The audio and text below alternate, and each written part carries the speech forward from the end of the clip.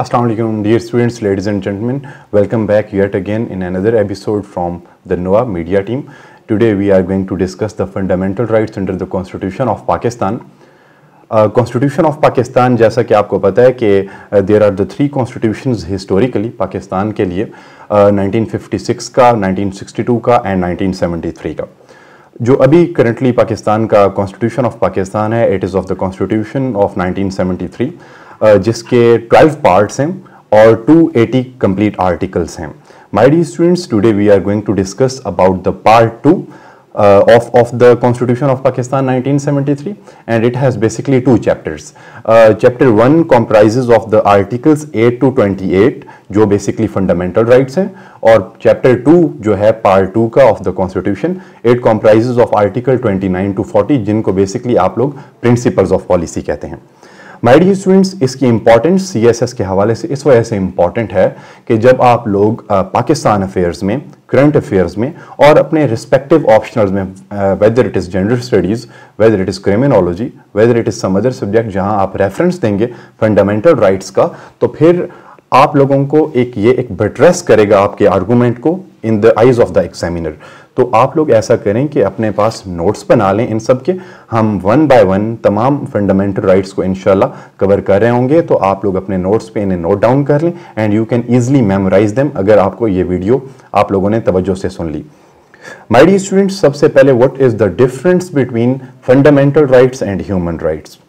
Ladies and gentleman, fundamental rights आपके वो rights हैं that are protected under the constitution of the state. तो पाकिस्तान के अंदर फंडामेंटल राइट्स वो होंगे जो कॉन्स्टिट्यूशन ऑफ पाकिस्तान 1973 के अंडर प्रोटेक्टेड हैं, मतलब they are enforceable in the court of law. जबकि जो नॉर्मली ह्यूमन राइट्स हैं, they are generally available to everyone who is living in this world, but they are not enforceable by law. For instance, if you want example, तो Universal Declaration on the Human Rights is a great document of international law, but it is not protected under the Constitution. इस वजह से ये enforceable नहीं है under the Constitution of Pakistan. My dear students, although ये बहुत बड़ी debate है, इस पर एक डिबेट की जा सकती है, लेकिन at your point मैं आपको ये बता रहा हूँ कि फंडामेंटल राइट्स आर्टिकल 8 to 28 हैं, जो कि बेसिकली 24 राइट्स हैं. मतलब 8 to 28 अगर आप काउंट करेंगे तो ये 20 आर्टिकल्स बनेंगे, तो 20 तो ये हो गया, बाकी कुछ अमेंडमेंट्स हैं. तो in totality I am telling you these are 24 rights. Ladies and gentleman, this video is dedicated from the platform of NOA to all the aspirants of civil services examinations, of the provincial management services examinations and all other provincial services, and specifically to the peoples of Pakistan जो इस पाकिस्तान के शहरी हैं, जिनको अपने rights के हवाले से इंफॉर्मेशन होना बहुत ज़्यादा ज़रूरी है. My dear students, let us start without wasting any time. Article 8 जो है, it is about the laws that are inconsistent with or in derogation of fundamental rights. अगर कोई लॉ इनकंसिस्टेंट है या अगेंस्ट है, इन डेरोगेशन आ रहा है फंडामेंटल राइट्स के, जो आर्टिकल 8 to 28 हैं कॉन्स्टिट्यूशन के अंदर, आर्टिकल 8 ये कहता है कि दैट विल बी वॉइड.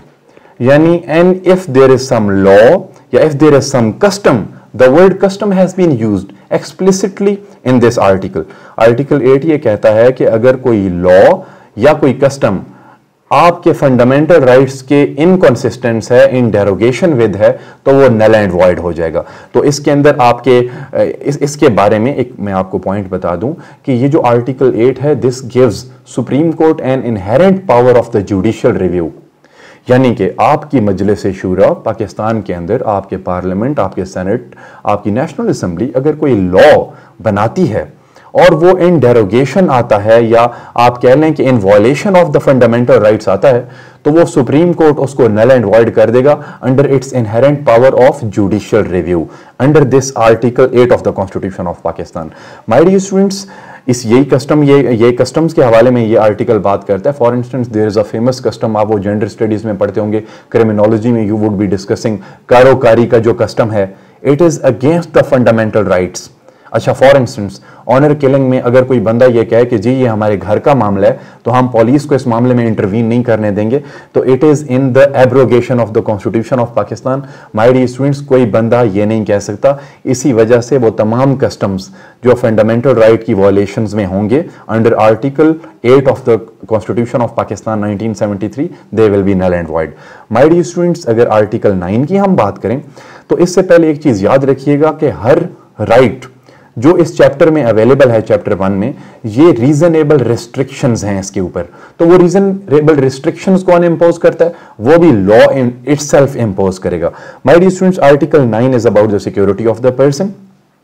इसमें राइट टू लाइफ आ जाता है और राइट टू लायबिलिटी आ जाता है। मिसाल के तौर पे लायबिलिटी में, राइट टू लायबिलिटी में ये ओवरऑल राइट टू सिक्योरिटी है, इसमें right to security of the person, इसमें राइट टू लाइफ भी आएगा, राइट टू लायबिलिटी भी आएगा। राइट टू लाइफ तो इटसेल्फ क्लियर है कि हर बंदे को उसकी जिंदगी प्रोटेक्टेड है अंडर आर्टिकल 9।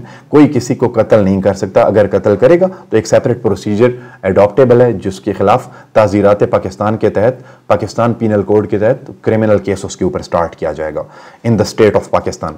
अच्छा, दूसरा है about the liability. My dear students, हर बंदे को लायबिलिटी है वो, for instance for the understanding of you people, कि किसी भी किस्म की ड्रेसिंग कर ले। तो अब मैंने आपको बताया था कि ये राइट आपके पास अवेलेबल तो है, लेकिन सर्टेन रिस्ट्रिक्शंस इंपोज्ड हैं, और वो रिस्ट्रिक्शंस इस राइट के हवाले से क्या होंगी कि कोई भी बंदा पाकिस्तान के अंदर रहते हुए इमोडेस्ट ड्रेसिंग नहीं करेगा, कोई भी बंदा पाकिस्तान के अंदर रहते हुए कल्चरल वॉयलेशन नहीं करेगा, कोई भी बंदा पाकिस्तान के अंदर रहते हुए रिलीजियस राइट्स को, रिलीजियस लेवल की अंडरस्टैंडिंग को खराब करके कोई ऐसी ड्रेसिंग नहीं करेगा जो इमोडेस्ट हो जाए। तो देखें, this is the restriction imposed by law. My dear students, अगर हम बात करें इसके अलावा, तो ये जो वर्ड यूज हो रहा है इसमें लॉ में, it is mentioned as save in accordance with law. तो save in accordance with law का यही मतलब है कि अगर लॉ ने कोई रिस्ट्रिक्शन इंपोज कर दी तो वो इस राइट के ऊपर रिस्ट्रिक्शन कंसीडर की जाएगी। और देयर इज अनदर पॉइंट, वो एक आप लिख लें अपने पास, कि every right has a corresponding duty. यानी कोई ऐसा राइट नहीं होगा, यानी मेरा कोई ऐसा राइट नहीं है जो किसी और के लिए मेरी ड्यूटी नहीं है। यानी अगर मैं ये समझता हूं कि मेरा राइट टू लाइफ है, तो मुझे ख्याल करना होगा कि पाकिस्तान के हर शहरी का भी राइट टू लाइफ है। तो ये मुझे लॉ इजाजत नहीं देता कि मैं किसी की लाइफ को थ्रेटन कर दूं। My dear students, next we have Article 10. That is, if you will study, it mentions safeguard as to arrest and detention. किसी भी बंदे को अरेस्ट नहीं किया जा सकता आर्बिट्रेरली। अच्छा, हर बंदे के पास राइट है कि वो अगर ड्यूरिंग अरेस्ट कंसल्ट करे अपने लीगल रिप्रेजेंटेटिव से, अपने काउंसिल से, अपने लॉयर से। और कॉन्स्टिट्यूशन के अंदर एक राइट प्रोवाइडेड है कि अगर कोई बंदा अरेस्ट किया जाता है तो ही shall be produced in front of the magistrate in 24 hours. यानी कि 24 घंटे में उस बंदे को मैजिस्ट्रेट के सामने आपने पेश करना होगा। माय डियर स्टूडेंट्स, इसके साथ ही एक मुल्हिका राइट है, that is known as article 10A। It is right to fair trial.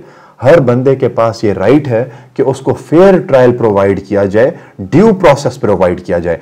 यानी ऐसा नहीं हो सकता कि किसी बंदे को आप आउट ऑफ नोवेयर उठाएं, उसको सजा दे दें और उसको जाके हवालात में डाल दें, उसको जाके जेल भेज दें कि जी तुम्हें 3 साल की कैद हो गई है। तो ड्यू प्रोसेस, अगर क्रिमिनल केस है तो वो CRPC के अंदर जो प्रोवाइड किया गया वो प्रॉपर फॉलो किया जाएगा। किसी भी बंदे को आर्बिट्रेरली डिटेन नहीं किया जा सकता। माय डियर स्टूडेंट्स, इसके बाद जो नेक्स्ट आर्टिकल है that is article 11। That is again basically about the slavery and forced labour. इसके अंदर जो स्पेसिफिकली आपको चीज नोट करनी चाहिए वो ये है कि ये आर्टिकल उस चाइल्ड को जिसकी एज 14 से बिलो है, लेबरस वर्क से और आप कह लो कि हैजर्डस वर्क से प्रोटेक्ट करता है कि कोई भी बंदा किसी भी बच्चे को जिसकी उम्र 14 साल से कम है किसी भी हार्ड लेबर में ना फोर्स करके भेज सकता है और स्लेव भी नहीं बना सकता।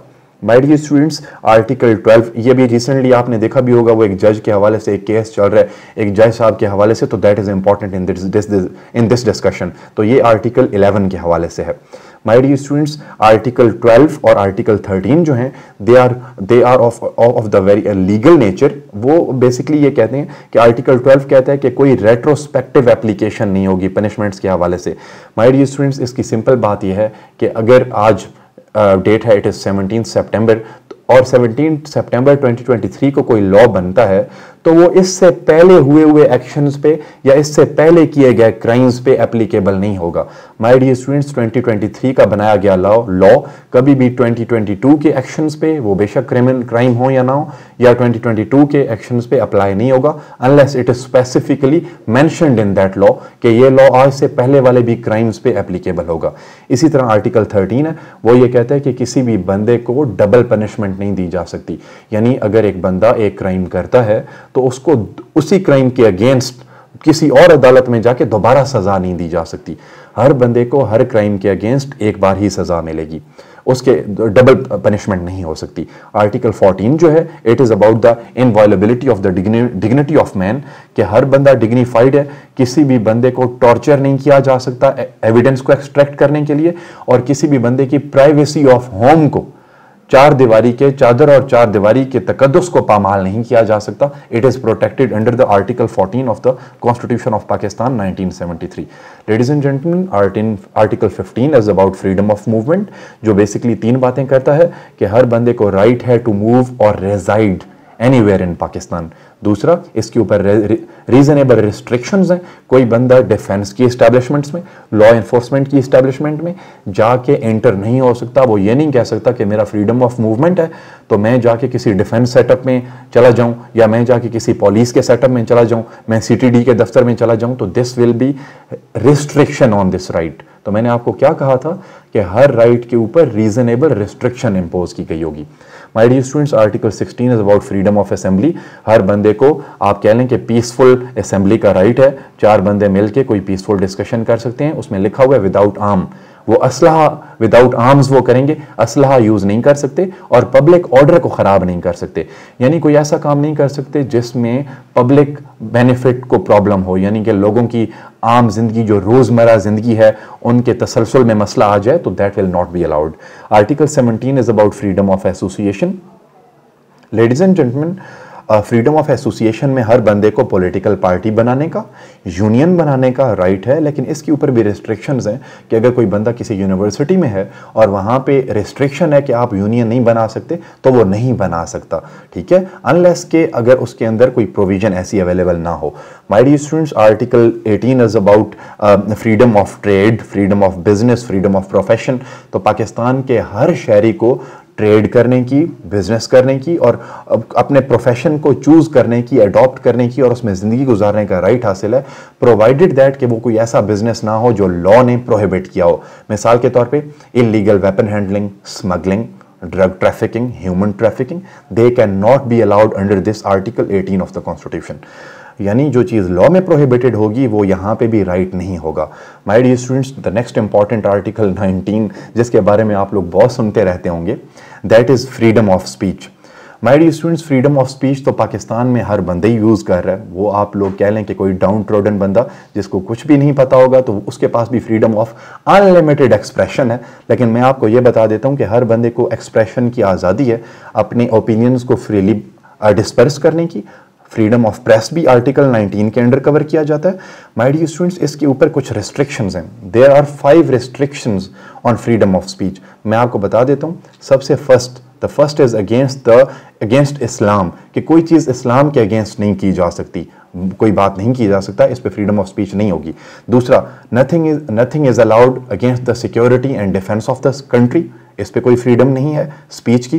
तीसरा, nothing to harm friendly relations of Pakistan with other states. तो कोई बंदा भी फ्रीडम ऑफ एक्सप्रेशन को यूज करके इसको एज अ डिफेंस लेके आप पाकिस्तान के फ्रेंडली रिलेशंस को विद अदर स्टेट्स खराब नहीं कर सकता। चौथी बात, कोई बंदा पब्लिक ऑर्डर को खराब नहीं कर सकता। कोई बंदा कॉन्टेम्प्ट ऑफ कोर्ट नहीं कर सकता कि आप अदालत की फ्रीडम के अंदर जाके इंटरवीन करें इस वजह से कि महज आपको फ्रीडम ऑफ स्पीच दिया गया है। और लास्ट बात जो इसके अंदर है, जो रिस्ट्रिक्शन है, कोई भी बंदा इंसाइट ऑफेंस नहीं करेगा, यानी कोई भी बंदा किसी ऑफेंस के बारे में इंसाइटेशन नहीं करेगा, किसी को भड़काएगा नहीं। माय डियर स्टूडेंट्स, ये आप लोगों को ने अभी रिसेंटली देखा होगा जो वेरी अनफॉर्चुनेट इंसिडेंट्स हुए थे 9 मई के हवाले से, तो वो फ्रीडम ऑफ स्पीच तो है, लेकिन किसी को ये हक हासिल नहीं है कि वो स्टेट के सेटअप्स को जाके आग लगा दे, तबाह कर दे, ख़राब कर दे, तो that is in violation of this article. My dear students, right to information आपको आर्टिकल 19A में मिलता है। पाकिस्तान के हर शहरी को पब्लिक रिकॉर्ड्स चेक करने का, पब्लिक बेनिफिट्स, पब्लिक फंड्स, अपनी प्रॉपर्टी रिकॉर्ड्स को चेक करने का आर्टिकल 19A के अंडर राइट अवेलेबल है। My dear students, article 20 is about the freedom to profess religion. तो हर बंदा, ये आर्टिकल 20, 21 एंड 22 ये रिलीजन के हवाले से इंसान के जो राइट्स हैं उनको प्रोटेक्ट करते हैं कि कोई बंदा रिलीजन को अपनी मर्जी से जो चाहे उस रिलीजन को एडॉप्ट कर सकता है, लेकिन वो इस बात का ख्याल रखे कि वो अपनी रिलीजन में रहते हुए किसी और रिलीजन को या उनके सेंटिमेंट्स को हर्ट ना करे। माय डियर स्टूडेंट्स, आर्टिकल 25 जो है वो आपका इक्वालिटी ऑफ सिटीजन्स की बात करता है। हर बंदा लॉ की नज़र में, everyone is equal in the eyes of law. हर बंदे को irrespective of their race, colour, caste protection हासिल है। Every citizen is equal. तो आर्टिकल 25 के साथ दो अटैच्ड आर्टिकल हैं, आर्टिकल 26 एंड 27। वो मैं आपको बता देता हूँ। आर्टिकल 26 ये कहता है कि कोई डिस्क्रिमिनेशन नहीं होगी पब्लिक प्लेसेस की एसेस के हवाले से। यानी कोई भी बंदा ये नहीं कह सकता किसी को कि जी ये पब्लिक प्लेस है तो ये सिर्फ एक स्पेसिफिक क्लास के लिए है, ये सिर्फ स्पेसिफिक रिलीजन के लिए है, ये सिर्फ स्पेसिफिक कास्ट के लिए है। तो ये आर्टिकल 26 में प्रोटेक्टेड है। आर्टिकल 17 जो है it is about the safe guard against the discrimination in services. कोई बंदा भी सर्विसेज में रेस की बेस पे, सेक्स की बेस पे, कास्ट की बेस पे, कलर की बेस पे अंडर आर्टिकल 27 किसी किस्म की आप कह लें कि वो डिस्क्रिमिनेशन नहीं कर सकता। My dear students, article 25A protects right to education. Ladies and gentleman, under the age of 5 to 16 years state of Pakistan की रिस्पॉन्सिबिलिटी है कि वो हर बच्चे को फ्री और कंपलसरी एजुकेशन प्रोवाइड करे। इसी वजह से आप देख लें कि जो गवर्नमेंट सेक्टर के इंस्टीट्यूशंस हैं वहाँ पे कोई फीस चार्ज नहीं की जाती। अंडर आर्टिकल 25A ये हर बंदे का राइट है कि उसको एजुकेशन प्रोवाइड की जाए। My dear students, the last article is article 28। It is about the preservation of language, script and culture. My dear students, state of Pakistan की रिस्पॉन्सिबिलिटी है कि वो कल्चरल प्रोटेक्शन प्रोवाइड करे हर लैंग्वेज को, उसकी स्क्रिप्ट को और हर कल्चर को। हर कल्चर की प्रोटेक्शन, हर लैंग्वेज की प्रोटेक्शन और उसकी स्क्रिप्ट की प्रोटेक्शन स्टेट ऑफ पाकिस्तान की रिस्पॉन्सिबिलिटी है, सो दैट के पाकिस्तान की जो कल्चरल वैल्यूज़ हैं उनको भी प्रोटेक्ट किया जा सके। My dear students, I hope कि आपको article 8 to 28 fundamental rights of Pakistani citizen समझ आ गए होंगे। ये मैंने आपको जैसे बताया कि ये चैप्टर 1 है पार्ट 2 का of the constitution of Pakistan. इंशाल्लाह नेक्स्ट एपिसोड में हम किसी और लीगल मैटर को आपके साथ डिस्कस करेंगे और ये चीज़ें आप लोगों को आपके पेपर्स में अच्छे स्कोर करने में हेल्प करेंगी। Thank you. अल्लाह हाफिज़।